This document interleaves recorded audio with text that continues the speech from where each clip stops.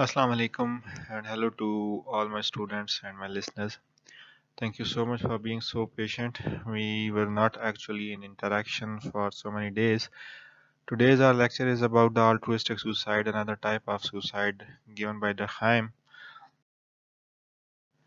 It is basically the second type of suicide, as we have already an idea about the types of suicide, which are basically been based upon two of the social currents, that is integration and regulation. On the basis of integration, it would be the second type of suicide, that is altruistic suicide. So, altruistic suicide, in Durkheim's opinion, is basically happen when the social integration in the society is too high, whereas the social integration in the egoistic suicide was too weak. In altruistic suicide, it is more likely to occur when social integration is too much strong, when people are integrated in the society or in any of their cause, in any of their philosophy, or with even any of the person too strongly, the altruistic suicide can be happen. Individual is literally forced to commit altruistic suicide. In the Ham's opinion, it will be happen when individuals have no choice other than committing an altruistic suicide. For example, there are martyrs. For example, there are certain individuals who commit altruistic suicide because they are very strongly attached with some of the philosophies, with some of the legacies, and so on. We further will discuss about these phenomena. Whereas higher rates of egoistic suicide stem from incurable weariness and sad depression, the increased likelihood of altruistic suicide springs from hope. For it depends on the belief in beautiful perspective beyond this life.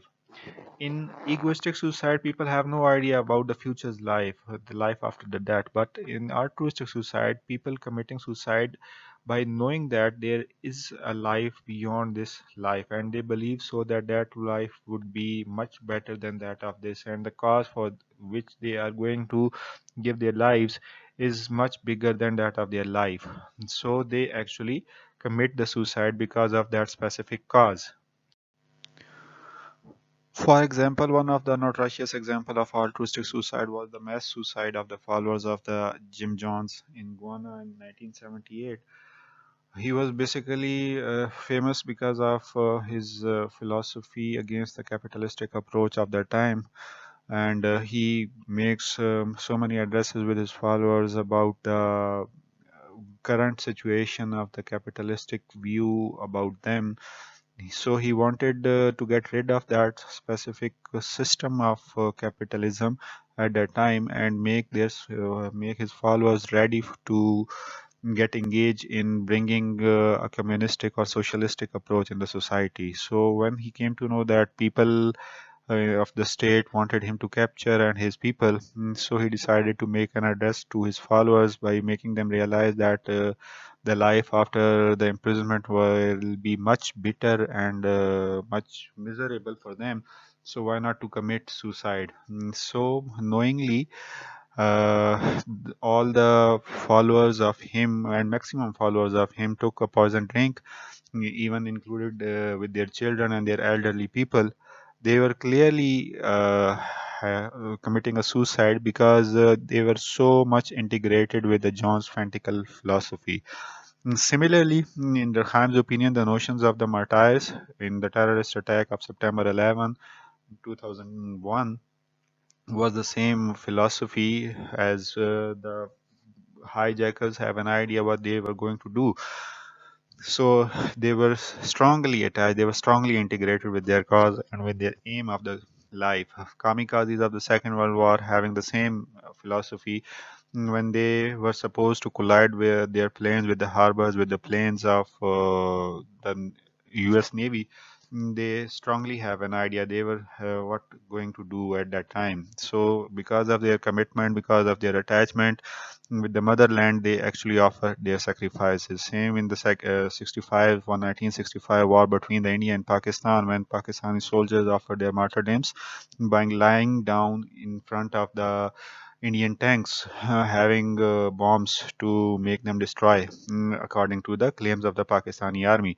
So all of these examples actually are basically from Durkheim's view that how people are strongly attached that knowingly they are committing sacrifices their lives because they have an idea that their lives are much more important in the cause of their society and in the cause of their people.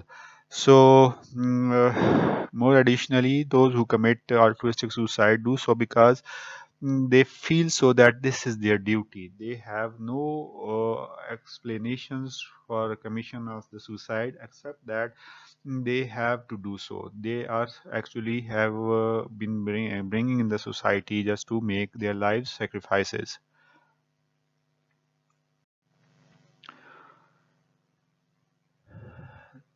Now, Durkheim argued that this is particularly like in the military, where the degree of integration is so strong that an individual will feel that he or she has disgraced the entire group by the most trivial of failures.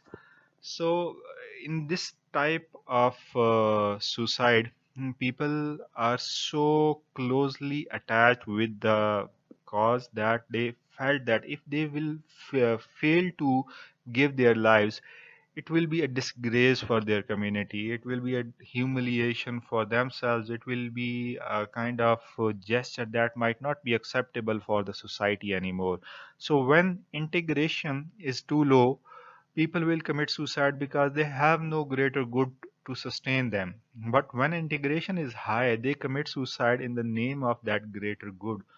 What they believe that would be a memorable event in their lives, in their future, that the whole society, that maybe in the world will be keep memorized.